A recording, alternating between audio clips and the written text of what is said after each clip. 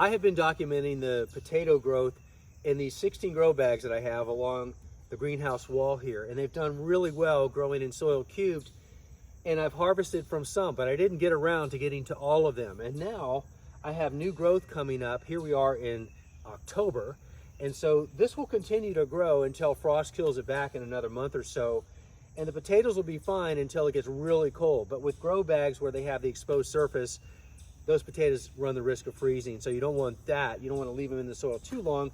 So I'm going to go ahead and dump all this out now, harvest what's there from the original supply, and then see what's growing since then from the new growth. And I want you to see that, and we'll kind of talk through it as I dump it out. So this is a variety called Red Cloud, originally planted in late April. These are 20-gallon grow bags, and I'll just work it out here, and we'll see what's in there, and we'll look for the new growth as well. Okay, this is a good example. So what you're seeing here, let me pull up this stem. This is a stem that has some new growth on it, but probably just from the original stem.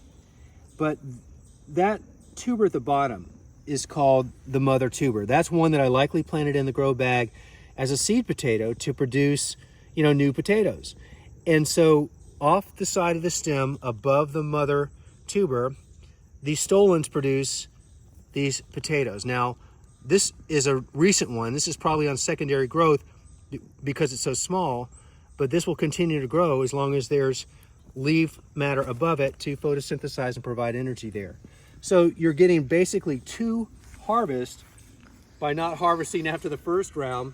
So if you're a little bit lazy, you can get some extra potatoes out of that. You just want to get them before it gets super cold, and you'll end up with a lot of potatoes. Here's one more look at this. You can see all that new growth right there.